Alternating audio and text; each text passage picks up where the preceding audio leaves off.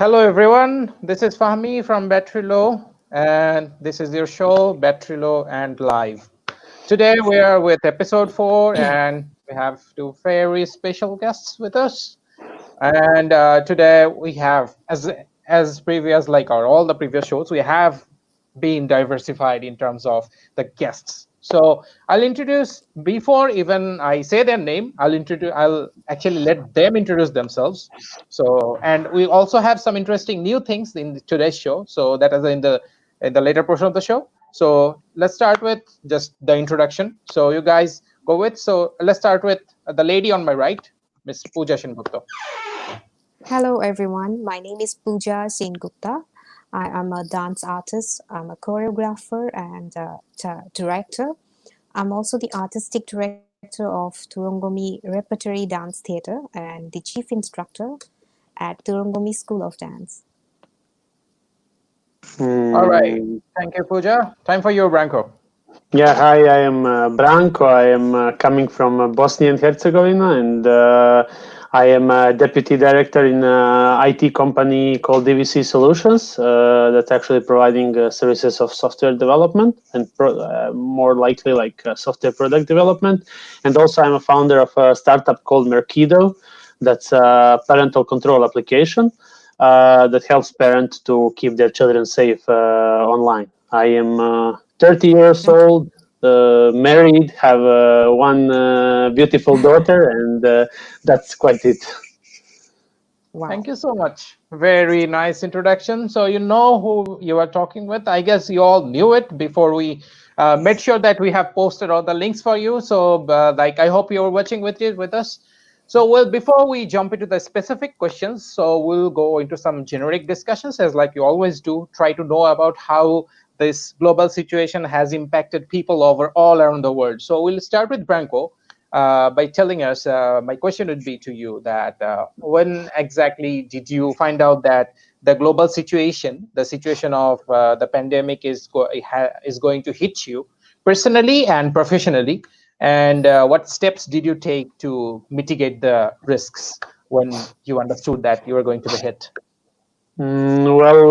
Actually, I mean, we defined that pretty much at the very beginning of the crisis that we could be hit by this virus thing, because there were some announcements that in our country there will be some measurements brought by the government that we need to go out of our offices, work remotely, and something like that. I mean, all those things about keeping distance and keep having some preventive measurements. And actually, for us, regarding the organization inside of the company, it was quite easy to organize because we are an IT company, and even before the crisis, we have some kind of a practice to allow people to go to work remotely, to work from their offices, from their homes, not from their offices, etc. So it was not really so hard to work remotely on that particular level. And actually, I have to say that it lasted for 2 months. In our case, we were 2 months off the office, and in the first,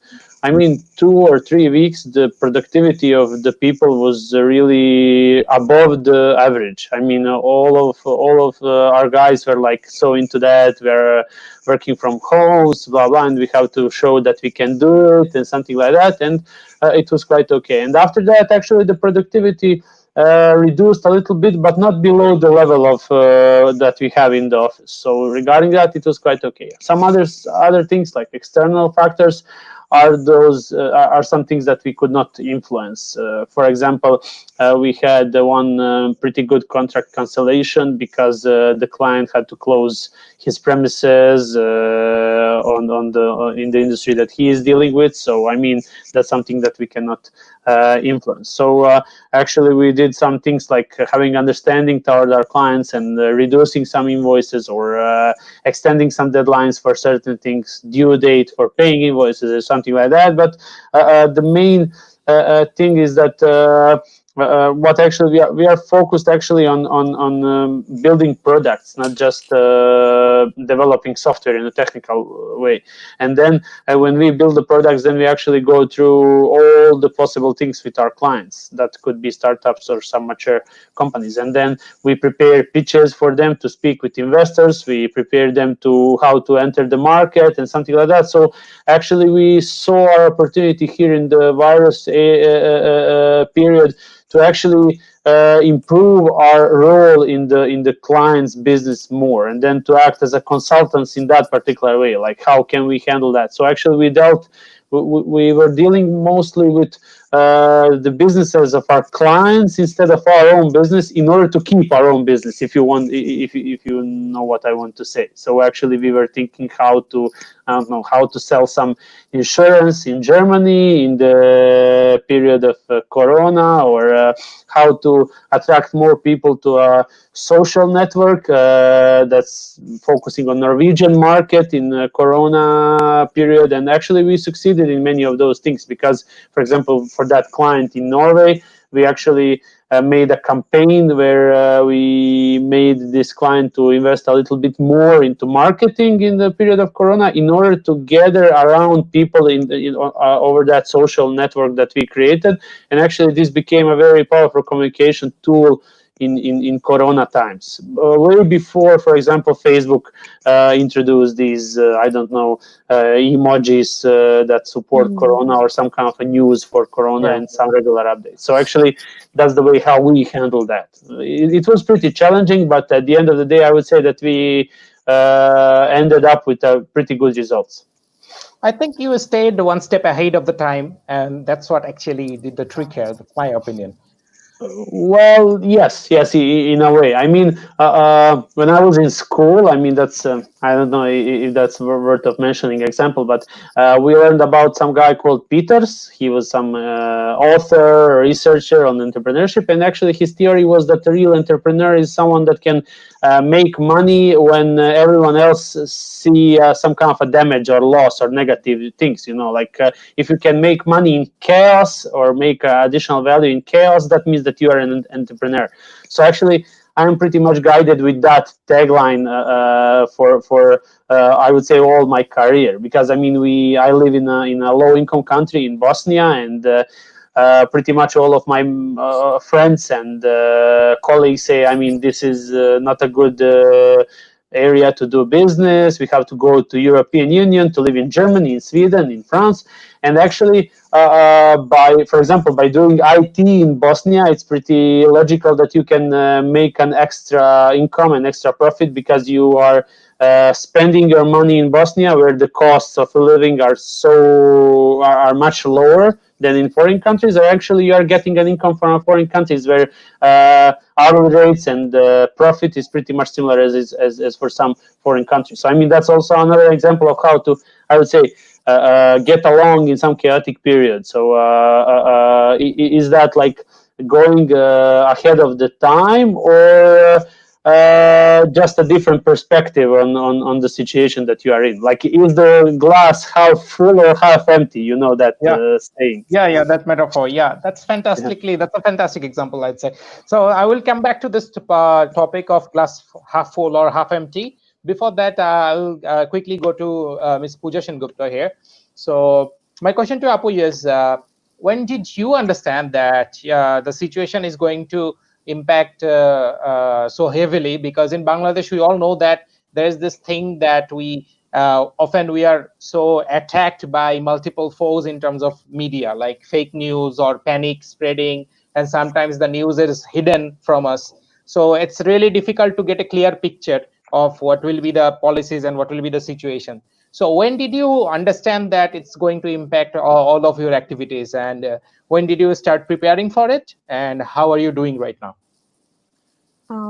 Actually, we were, I would say it was 1st of March when we got the news of the corona victims found. There were 3 victims. So that's the very first time when I was like, I was conscious that now if everything is locked down, if we all have to maintain our own isolations, then how can we do our classes? But we had a backup plan because the news of corona, it's nothing new. When the time when it had hit at Bangladesh, at that time it's nothing new, because many of the countries in our neighboring, like China, and already by that time it has also spread it in Europe. So we were a little conscious about it. So we had a backup plan of taking dance classes uh, online.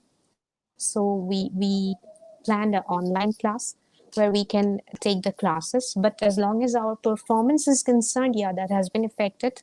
A lot of shows at home and in abroad, they got cancelled. And these shows, these performances, these are a major source of income for us, because we have two organizations. One is the dance company, from where which is our platform for doing shows that are organized by ourselves, and also we are invited by others, like the corporate shows in Bangladesh, the state level programs, the mainstream programs, and also the international festivals, mostly in Asia. Then we are also member of the International Dance Council, UNESCO, and UNESCO has a lot of programs worldwide involving dance. So all these shows, this got cancelled, this got postponed, which had a very bad impact on our earning, our income. And the dancers, the backup dancers, the background dancers, their major source of income is performance. Some of them are students who are doing this dancing apart from they're doing their studies. But we have few dance artists who are completely professional, so they don't have any other means for income, so they're affected. But during this pandemic, what we have given a lot of emphasis is the fitness, health, and mental health. That is very important for everybody, especially for artists, and especially for specifically for dance artists. So we decided to continue our classes online, so that we are used to with what we do. We can remain fit. We can interact with each other. That is also important. And initially it was just like continuing the same class with the same students, the existing students I have online. But after taking 2 or 3 classes, we are the first in Bangladesh who launched online classes. So we started in March 20. And then after like 1 or 2 classes, I realized that this is pretty much okay. So I can see my students while I'm taking their class in an online platform. I can correct them. I can stop them and make them do it in the right way. So, and also we can practice together. So I decided to launch a new class, a new batch. And there were also some news because we were the first to launch this concept of online dance classes. So we got a lot of students, and the positive part is now we have students from outside Dhaka, those who are not living in Dhaka. Our studio is based in Dhaka. So I remember many students came to my studio who do not live in Dhaka. So I couldn't get them admitted in my class, but now they have enrolled. Many of them have enrolled. And another positive side is like we have got students from USA, from Japan, from Philippines. So yeah, there are losses. We have faced a lot of loss, but I mean, every night, every dark thing comes with a brighter side. So the brighter Yeah. side is now we can connect to a greater group of people, and it is right now it is beyond boundaries, beyond borders. So that's a positive thing. Then the other thing is like our repertory members. in Bangladesh, pursuing a career of a professional dance artist is very hard. So I am a full-time professional, but many dancers we have who do some other job also. So just for their survival. So Yeah. we cannot call them every day to the studio for their practice that we are supposed to do. So now this online class has given us the opportunity to continue the fitness sessions every day, and also it is reducing the waste of time due to the heavy traffic.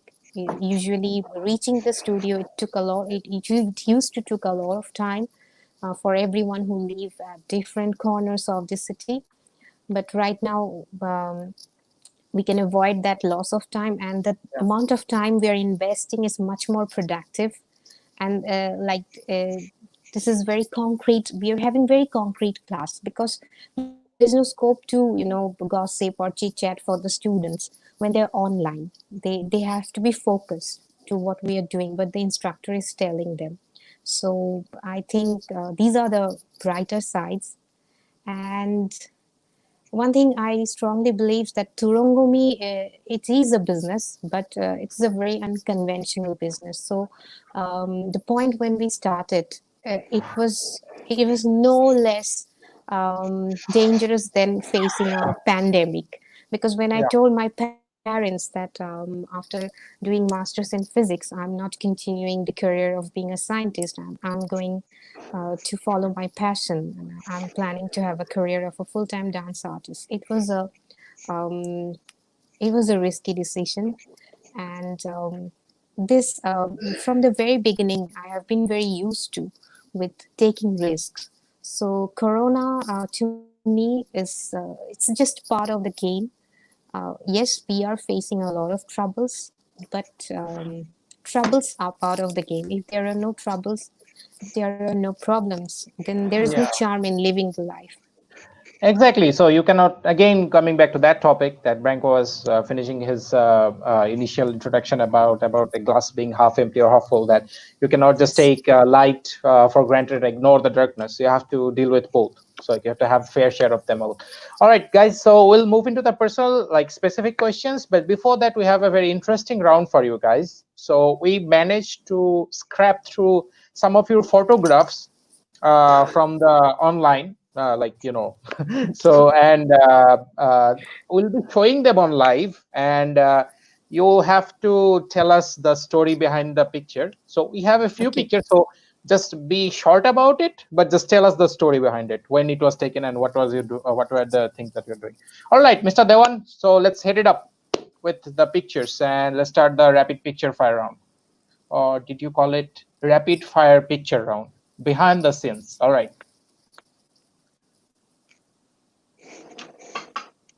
This one. Uh, this one, I think it's 2012 when I hosted a TV show. It's a live musical show for Channel 24.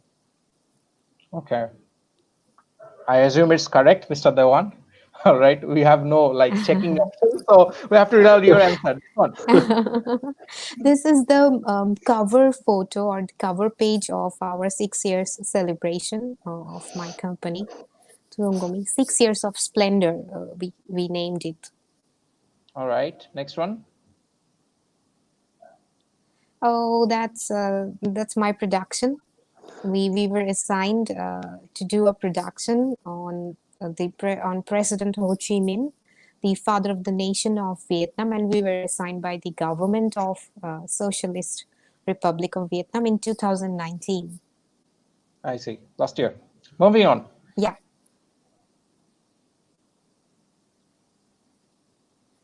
that's my first production. It was premiered in 2015. Actually, it is the second, but the first to be premiered in Dhaka. The first one was premiered in Bangkok. So this is my second dance theater production. What a nice. Okay. Go That's on. the poster. Thank you. Moving on, Mr. Dewan. Oh, Okay. this is me. That's Branko. Yeah, Oh this my is God. Yeah, this is Stade de France in Paris. I went there for a business trip, and I used the time to watch a football match, soccer match, France versus Germany. It was very good Oh, atmosphere. I see. So that's the PSG stadium, right? Oh Yeah, yeah, God. no, this is Stade de France, like national stadium of French national team. Yeah, I remember it because this is my default stadium. This used to be my default stadium in foot. I play FIFA, so this is my default stadium. Anyways, move Okay, on. yeah, yeah, for sure. Move on. This is the one. Next picture.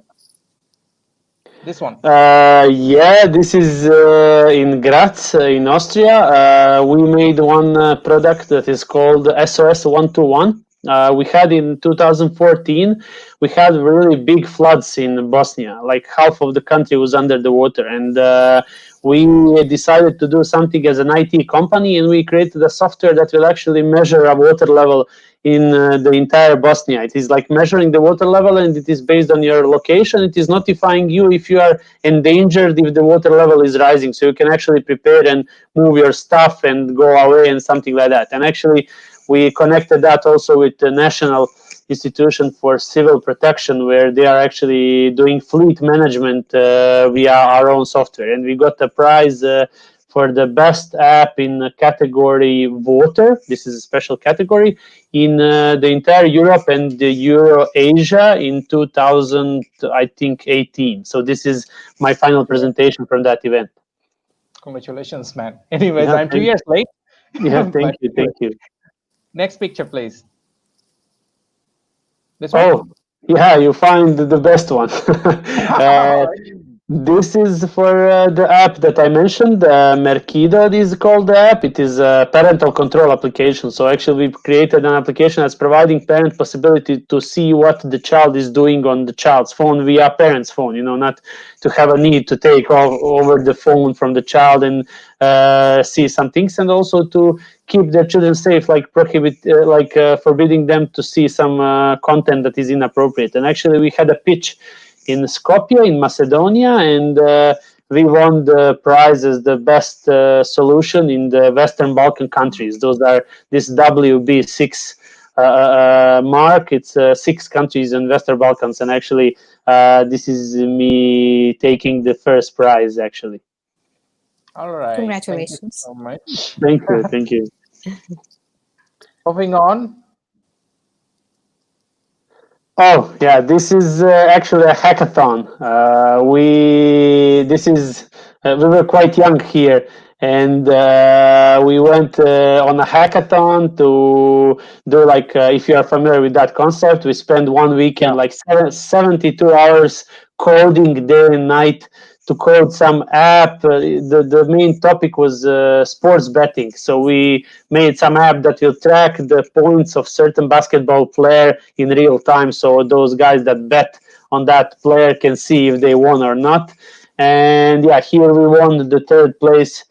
Actually, it's something like 800 US dollars plus expenses covered and meals, so it was very good for us in that day. All right. Thank you. Moving on. Yeah. Okay, that's all with the rapid fire picture or whatever they named it. Anyways, you did good, both of you, and congratulations to all of Thank you. you for those things that we have visited. I hope we could bring back some good memories for you. All right, coming back to the topic. So Branko was saying something about like his app and everything. So I have a question specifically tailored to that topic. So in next few minutes, so we'll be covering some subjective questions. Then we'll move to the topic of how people and the viewers that you are tuned in. So I'm sure they want to know that what strategies you do and you have taken and you suggest to them about keep growing in this era. But before that, just some subjective questions for you, Branko. So we have something like that. We know that security concern is like one of the massive concerns that we have right now, probably the one of the biggest in the software industry, that often the customers, they have these complaints and they have this cautiousness that the apps that we are using, the softwares they are using, both in like personal level or the business level, are they keeping the data safe? Are they breaching the privacy even behind the doors? So we know that even if I'm not wrong, I heard a news about Google being like questioned about the incognito mode like a few days back, I think. So it's a major concern. So what's your view in this topic, working in this industry for so many years?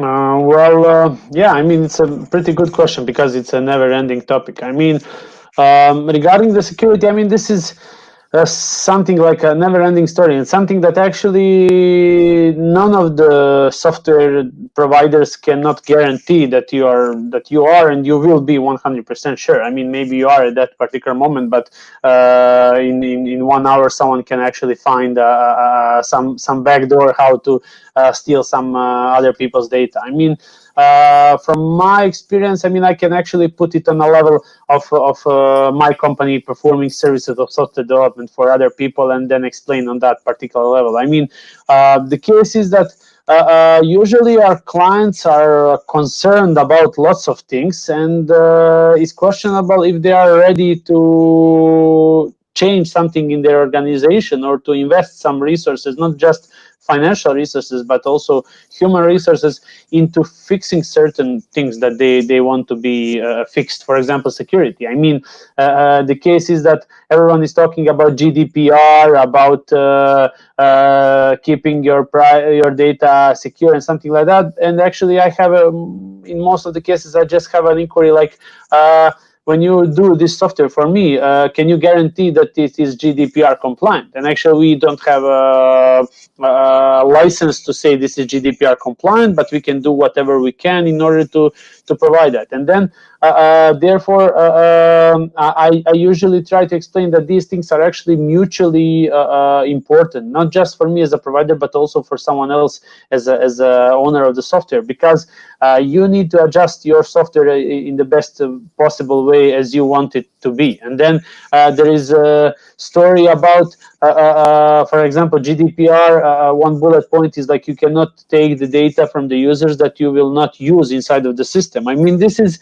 like a very questionable question, because if, for example, if I take some piece of data from you when you are registering on us in my software, I mean, it is very discutable if I will use that or not. I mean, I can reformulate my terms of use, and I will show that I'm using that data for something, for example. So it's not, everything is not just on the software level. There is something on a user level, on a client level. And I'm saying that, I mean, if you are quite disciplined on the internet, most probably you will not face any data breach or something like that. I mean, telling from a perspective of a regular internet user, I mean, if you don't visit some kind of inappropriate websites, most probably you will not be attacked by some malware, by some worm or something like that. And I mean, usually in my country, I mean, the cases that we were solving locally were like people get email like, congratulations, you got $1 million US because you are 100 visitor of ours, click here. And then they click and they enter the data. Or like your grandfather suddenly passed away in Nigeria, he left you $8 million US, and then pay us $400 for the provision, and then we will make you payment of $8 million. I mean, this is silly. I mean, this is something that cannot be done on a software level. I mean, this is in people's minds. And then I think based on that, I mean, since it is a never-ending story, I mean, this is something that needs to be improved on a software development level constantly, but also the same importance is on the education level, where we actually need to educate the users constantly on what should they do online and what shouldn't they do online, because internet is pretty unexplored thing, you know. I mean, imagine that, for example, we made this parental control application, and it's a very, very big topic. I mean, what children are doing online and what they are not doing online. And in these days, I mean, you have a situation that in most of the cases, in 95% of the cases, children are much more IT literate than their parents. Their parents are usually, you know, like if your parents are 40, 50, 60, they may just use email and Facebook, and that's quite it, you know. And and children are using lots of different apps, tools, etc. So what we did actually, we provide a solution for parents just to see what their children are doing online, just to monitor that. And actually, besides that, you can actually do some kind of a management and say you can watch YouTube 2 hours per day, you can not visit these websites, or you cannot play games on any day besides Thursday and Saturday, for example. And there are so many discussions on like if that is good for the children, if that is on a psychological level, if that is good or something like that. And mostly we were not focusing on the level of those what will forbidden app do for a child, but on a level that actually parents have insight in what their children are doing. Just to see the if someone is writing to them, cyberbullying them or something like that, so it's always like a two-sided story, and I mean it will be a never-ending combat on that particular topic. And that's why I want to say we are doing on a technical level everything what we can do, and actually when we figured out that this is not enough, actually then we are also educating our clients in how to understand this in the best possible way. Yeah, I mean, like you could use something for any purpose. I mean, that's why when guns were invented, like guns have been used to exploit humankind. At the same time, guns have been used to save humankind. So you cannot Yeah. just, go judge guns and, go about it. Yeah, That's yeah, my yeah, yeah, for sure. Yeah, that's what a very about good example. well, thank you. Well, coming back to Pooja now. So, Pooja, we know that you have a very, I would say, very interesting story that you completed like your studies in physics. And Yes. if like the typical Bangladeshi audience, like the parents that we know, The I'm parent. just telling for the international viewers here that the usual sentiment of the Bangladeshi parents is that when you study something like physics, you go on become a scientist or a researcher, and that is considered to be a very like that is considered to be one of the top professions you can choose, and usually your parents are really really proud about you.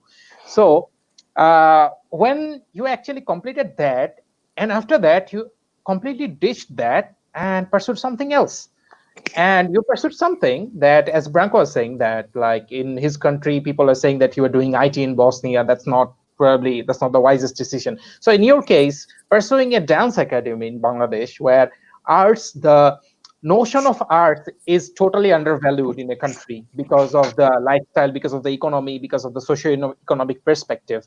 The whole terms of arts, like you speak of authors or any kind of like artists, like dancers, uh, those who recite, singers, and go on, musicians. So everybody's, they are like a bit not considered with open arms everywhere. So what actually did motivate you to shift the dynamics so hard, take a hard turn, and now you're here? So what was your source of motivation? What did you think? I mean, what was wrong with you?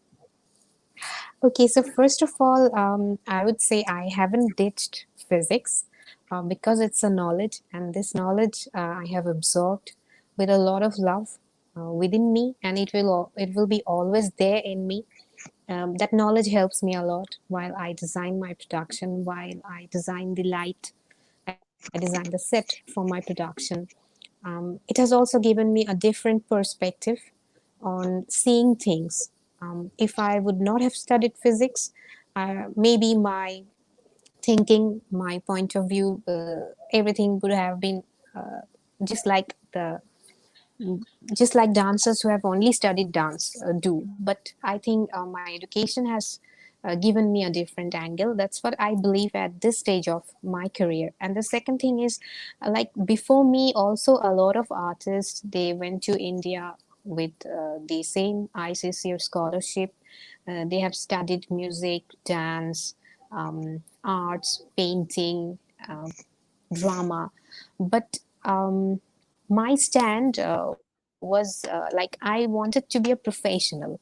In our country, not only in our country, in many of the low income countries, people are afraid of taking performance as a full time profession because in these countries, people have certain notions, certain so called notions that doing these things, they cannot continue their livelihood, they cannot survive. But it is, if we look at even our entertainment industry, we will see many successful artists who have taken this as profession, so like singers, actors. But in my field, in dancing, I didn't have any role model whom I could follow.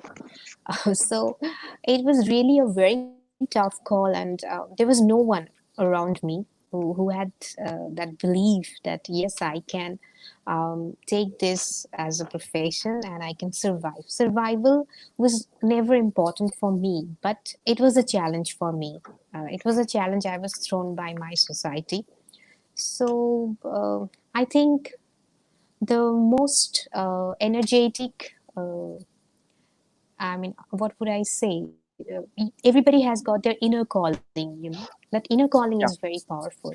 So I had that belief in me. That, yes, I will do this. I will make dancing a successful profession, a successful career.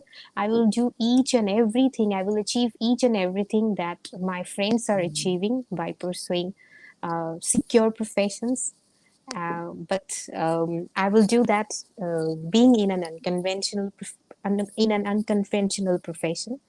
And yes, initially we have succeeded. Initially, Turongomi, which was a platform I planned for young dance artists so that we can establish them. So Turongomi has established Pooja Sengupta, and this is our initial success. Right now we are working on our other dancers, our group dancers, backup dancers, so that we can establish them. Also, we are training them. And I strongly believe that I mentioned about the inner calling. That is very important. You know, if you believe you can do something, you can. And if you believe, I can't do this. If you're afraid, you can't. So it is always within you. If you think you can, you can. Yeah, that's the point about it. So as you were saying, like about pursuing dance, so this is probably part of the next topic, like the next segment, but I'm asking it to you right now because this topic has been risen.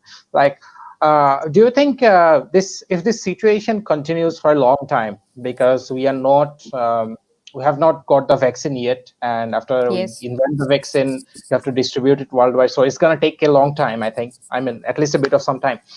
So if this thing continues, so how do the artists, like the singers, the like who learn try who are trying to learn singing, drawing, or dancing?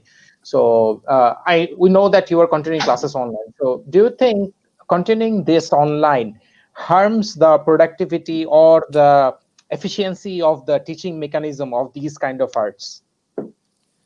I don't think so.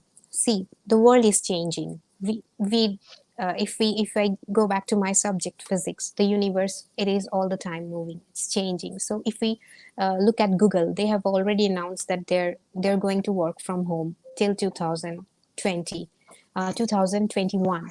So if we look at MIT, they have introduced most of their courses online. So the world is changing, and this situation is not going to be solved very soon, because even if there is a vaccine, even if the pandemic is over, the fear will be always there. Even if we announce a show, I'm not sure how many audience we're going to get. So Yeah. everything has changed, and it is always wise to adopt yourself according to situation. So online class has given us the solution regarding training our artists. Right now we are planning on doing productions, like if we can do a complete full length dance theater, staying at home, and where all the artists will record their parts with their mobile, because our audience have also changed.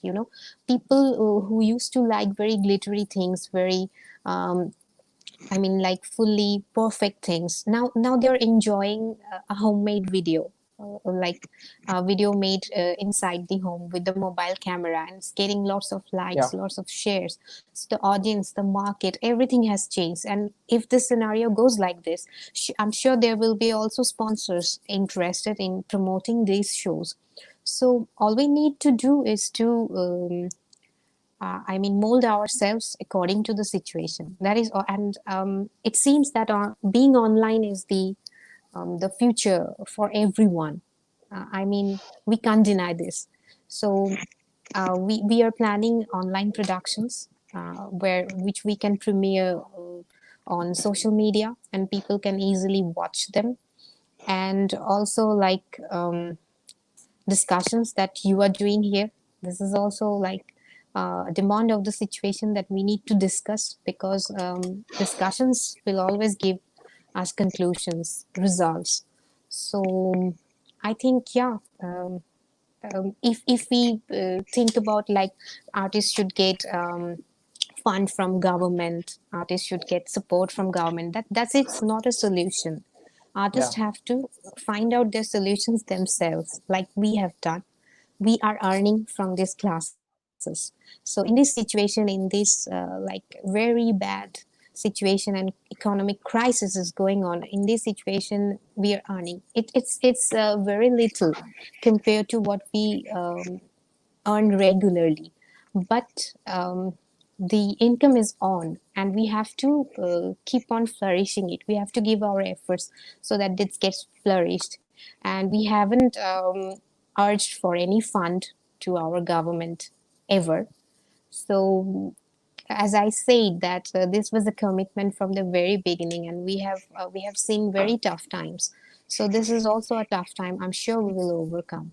That's very Yeah. inspiring. That's very inspiring, I think. Yeah, just to add on top of that, I mean, Yeah, it's a no very problem. good point, a very good point that you have said. And I mean, this is like if you want to earn, I don't know, if you want to earn $100, I mean, there is a way to have to find 10 customers that will pay you $10 each, or to find 100 customers that will pay you $1 each. And then, Dollars.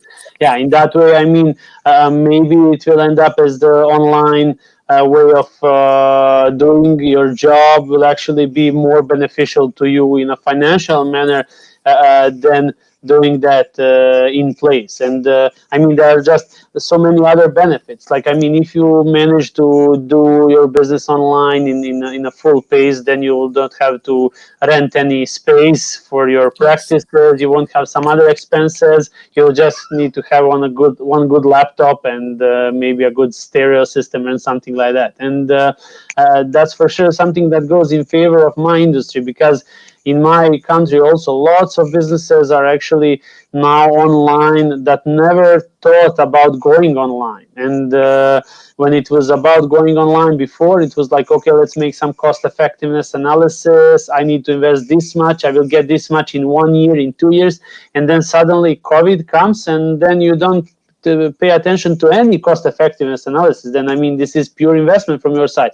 And then you realize it makes sense and that it goes well. I mean, and then you leave it as it is for the further time period, and you will see how that will go. And I mean, especially now you have so many free software solutions that you can use to stream, to have a massive chat, video chat or something like that. And I mean, it makes much easier to start this experiment for free, or for a very, very small funding, and to have a proof of concept to see if that will work or not.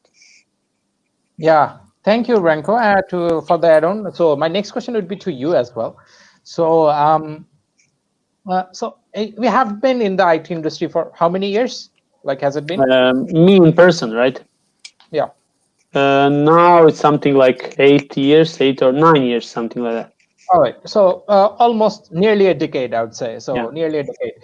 So you have like an era of experiences, like companies and stuff, right? And you have visited many countries, met lots of people. So among all those years, so which experience was the best in your mind, and why is it? And why was it the best experience that you have experienced so far? Well, I would say that the best thing is the best experience that I had. I mean, it's not a one unique experience, but it's a set of, let's say, experiences. The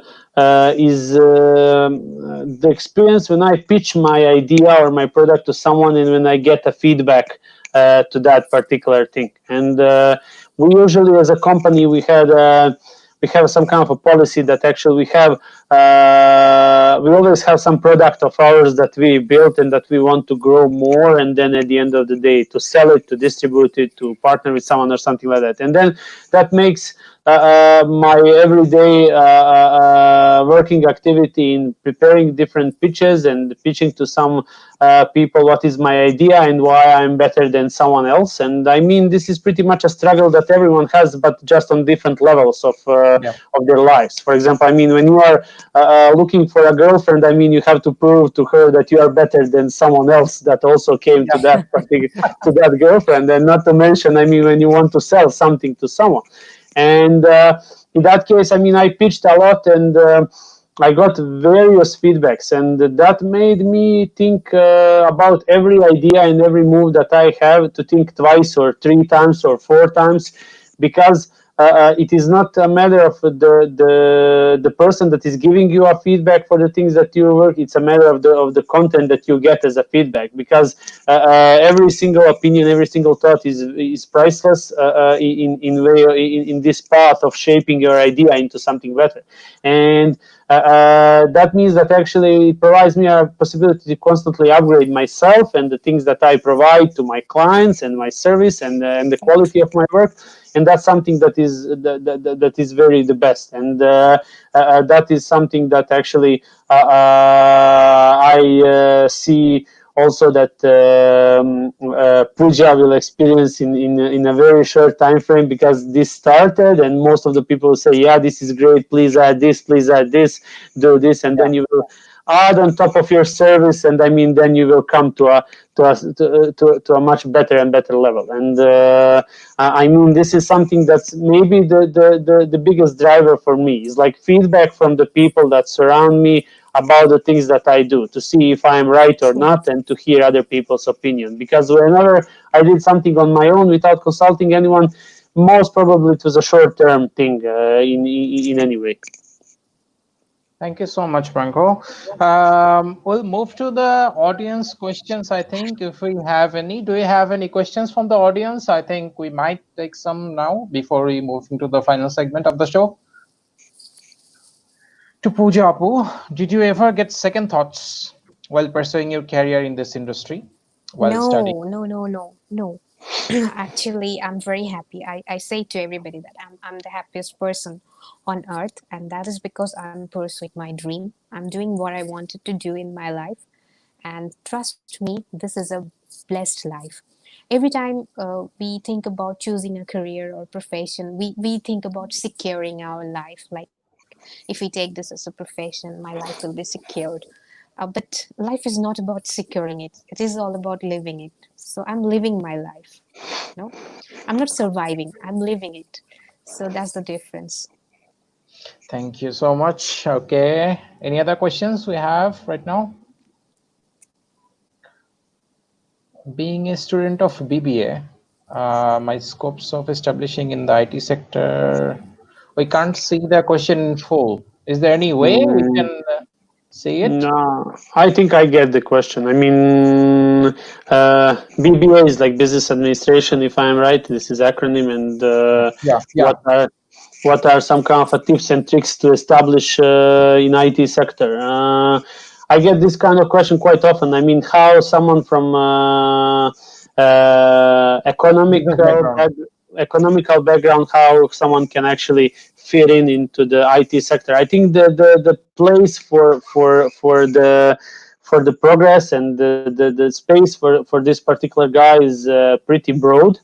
And most probably people with economic background prove themselves as good in business analysis in my company and in my experience. I mean, business analysis is something that's very appreciated these days, and I mean, it has to be some kind of a certain size of the company in order to have a BA expert inside. I would say like maybe 30 people plus or something like that, to have a project where you have 10 people involved and where you can have a BA expert. And it mostly concerns about doing regular things that you learn on BBA, but just related to IT, like exploring What will that software earn? Who are the target customers? Making some persona in marketing sense. Doing market research, like what is the maximum market potential, what is the target market, what will be the cost of the license or of the subscription, and something like that. And that is something that tech people are not capable of doing. I mean, that is a very, very big gap that can be fulfilled by people that learn BBA in this example, teaching someone that is tech savvy and tech oriented how to create a mini business plan for his idea, and that is something that's very, very cost effective these days, I would say, in the IT industry.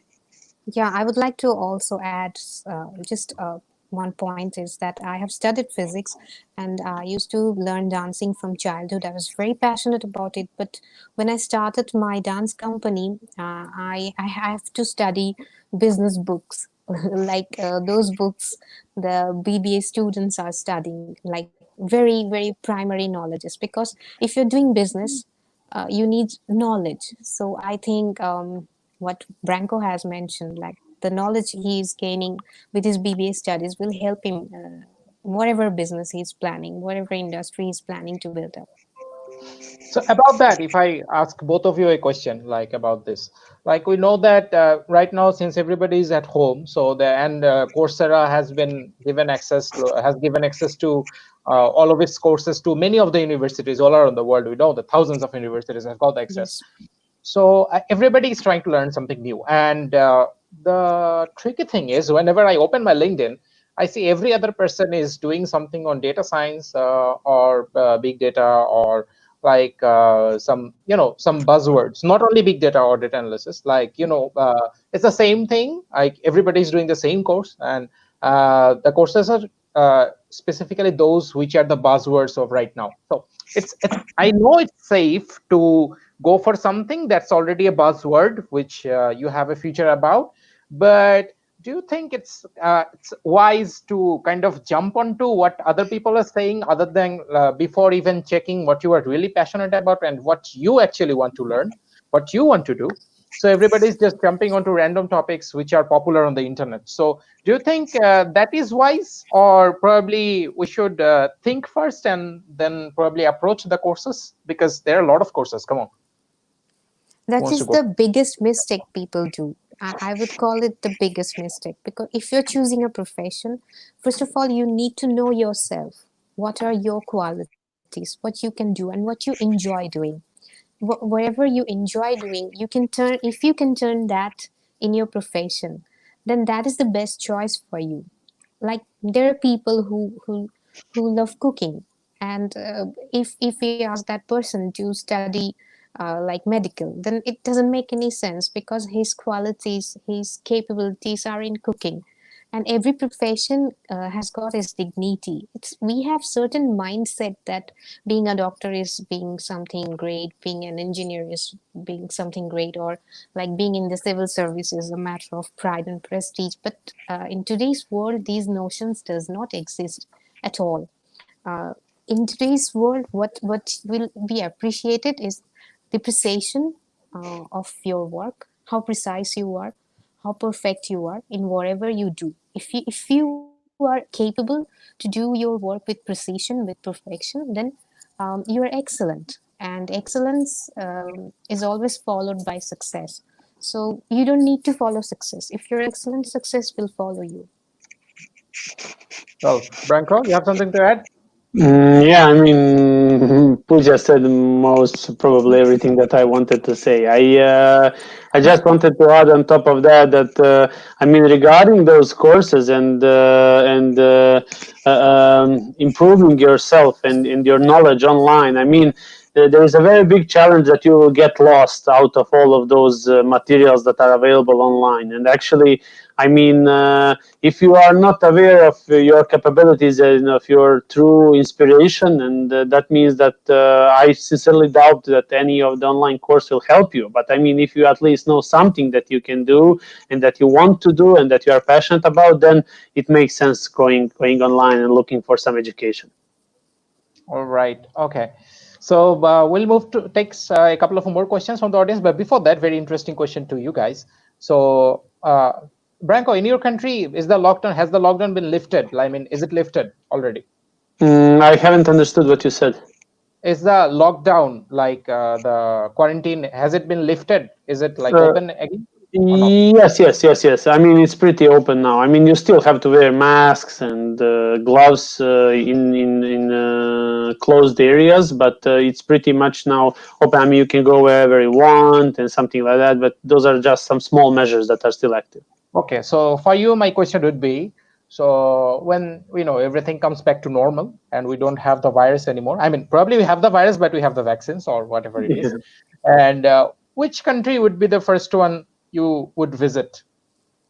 I would say Croatia because it's the nearest seaside to my hometown, and I want to go to a seaside to swim a little bit and to enjoy on an open area. So that would be, I would say, the first destination.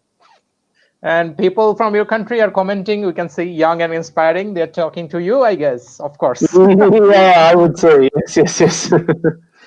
All right, Pooja, my question to you now is what would be the first thing that you will do after the lockdown ends that you could not do in this lockdown period? I will meet my friends and relatives, my team members. That will be the first thing. Like people who are very much close to me and whom I'm only meeting on video chats right now. Uh, I will make my attempt to meet them personally All right. if things are normal. So, to things becoming normal, we are approaching the end of the show. We'll take just one or two questions. If there is anything from the audience, is there anything from the audience? Yes, we have. How can we, the cultural practitioners, rejuvenate dance as a practice during pandemic and let it not die? Well, Pooja, I guess that's for you. Can you repeat the question for me? Yeah, how can we, the cultural practitioners, rejuvenate Yes. dance as a practice during the pandemic and not letting it die, I think the dancers are posting a lot of videos online. I mean, in my news feed, I see a lot of videos posted by dancers. Some are extraordinary, some are okay. So the practice is always there, and artists they can't stay away from art. So no matter where they are, so I think art will never die. We don't need to think about that. It is something classic. If it is classic, it will never die. It will be there within uh, us. It will be engraved in our hearts. So I don't think there's anything to worry about it. All right. Any other questions, or shall we wrap up the questions around here? Yes, to Branko, you might have worked with a bunch of engineers.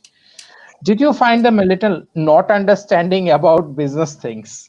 Yeah, if yes, how to get out of this thing as engineers? A common problem that I have faced It's, myself as it's a well. very Even very if I'm good an question. engineer, even if I'm an engineer, I have faced this as well because I take care of the business part of battery law as well. So, Branko, mate, how did you? Uh, yeah. Actually, this is a pretty common problem that most of the IT companies have. Like, I would say that actually the difference between the junior level engineer and the senior level engineer is actually not in such a greater technical knowledge as it is in the bigger understanding of business purpose of the software that you are creating. I would say that's my statement slash assumption. I mean, we had before we had a pretty big issue with that topic because the people that worked on the software didn't know actually why they are doing that and didn't know the purpose.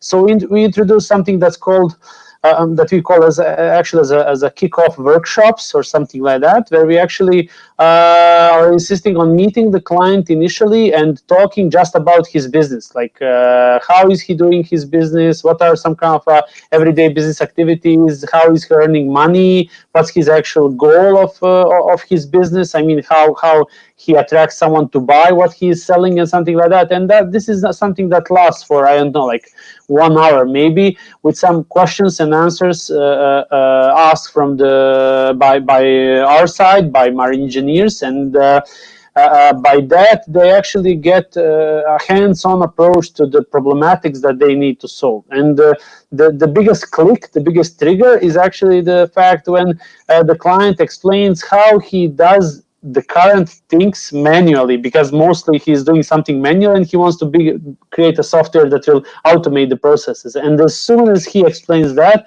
then those engineers get some kind of a clue of what is going on, and then the idea generation process starts. Like, can you do this? Can you do this? We can do that. Well, we have an example maybe of even improving the process and something like that and something like that. And that is where I see that actually they understand the thing that they are working on, and how this is being done. And actually, if we until we passed that phase and until we made those guys to understand what they are doing and the business purpose of the project, we were not so successful as these days, I have to say. So my concrete answer would be to organize various workshops for connecting client and engineers, and making them to think with their own heads on that business level, on how to think on that particular level. Because I actually insist from that each developer, no matter in which sector, needs to have some basic UI UX knowledge.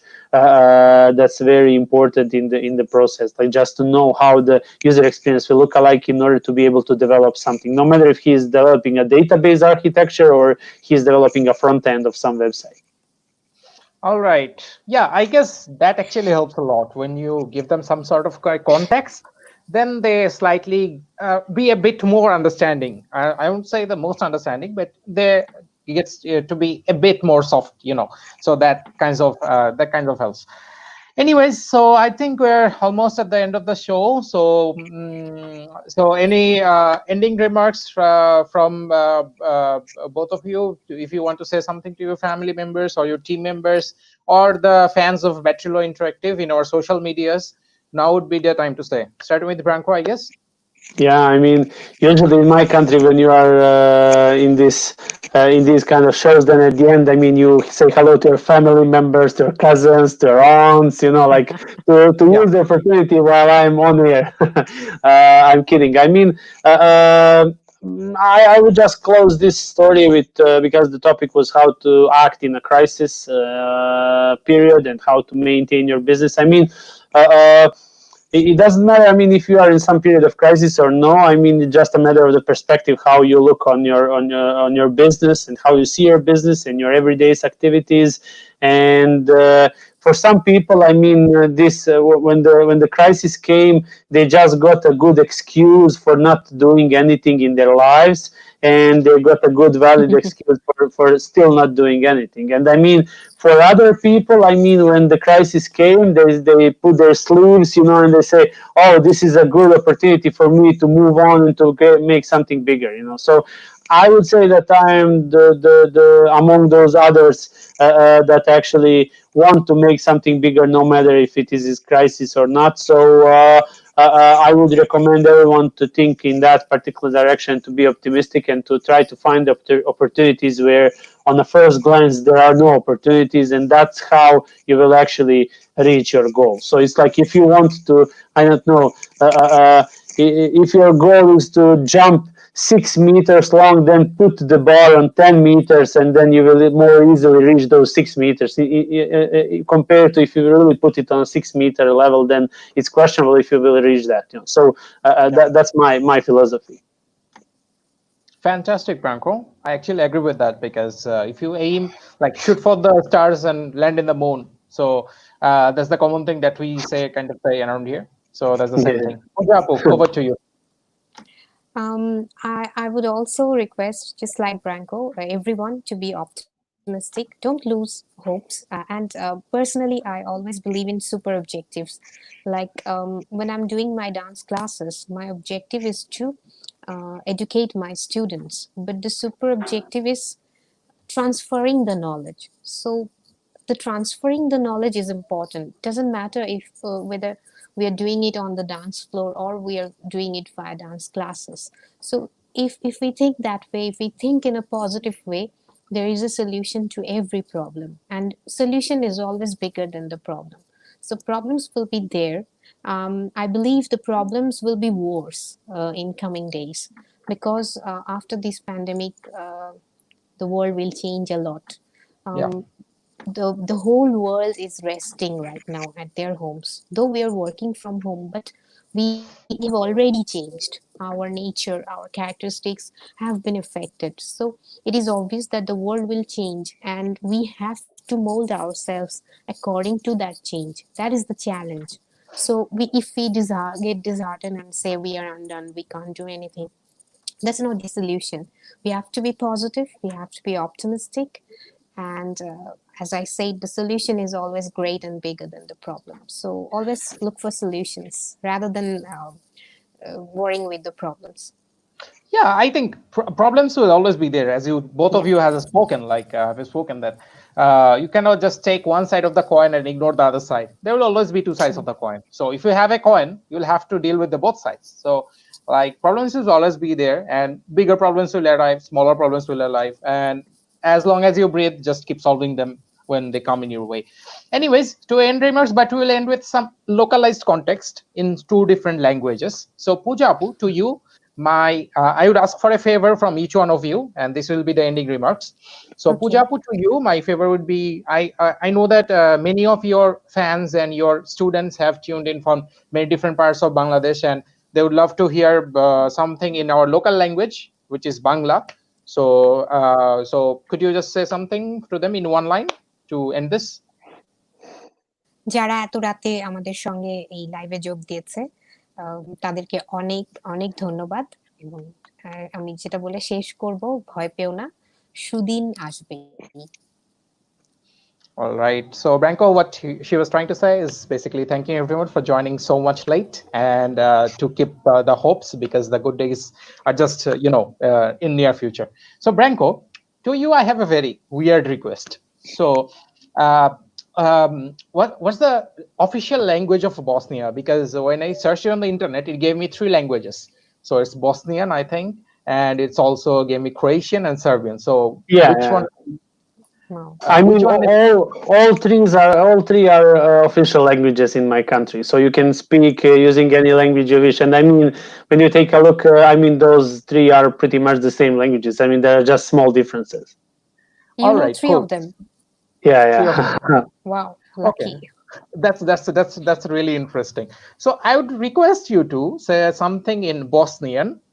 So we have the committee that handles this show. I mean, I'm only the host, but the whole organizing and the ideation and the technology part is taken care by I have my partner Mimo, who is the CTO of the company, Mimo, and we have like Dewan, we have Mehrin. So it's a very coincidence that they have their birthdays in between 3 weeks. Two of them have just passed their birthdays, and one of them is going to have his birthday after 4 days. So Branko, we'd be really grateful to you if you just wish them happy birthday in Bosnian language in this show, in this live. Mimo, Yeah. Dewan, and Mehrin. Mimo, Duan i Mehrin, želim vam srećan rođendan ispred moje ime i u ime cijelog mog kolektiva. Wow. Yeah. Okay, Branko. So thank you so much, Poojapu, both of you, My pleasure. for gracing our show. I guess I have had a fantastic time personally. I'm sure the audience who have joined us and who will view this video, because it will be kept in our Facebook and our YouTube so that those who have missed it, they can view it. So you can share it with your peers, and also our fans will definitely enjoy this. So thank you again, and we hope to host both of you at Betrilo someday after all this is over. And see you till then. That's what I'm looking forward to, actually. Till then, Yeah. Thank you. Thanks a lot for inviting us, and best wishes for Battery Low Interactive. Thank you also in my from my side, and keep on going with good things like this show is, and sharing a good story. yeah, that's what we are trying to do, trying to tell stories. Thank you so much. Take care and see you at 5 next week. Bye bye. Bye bye.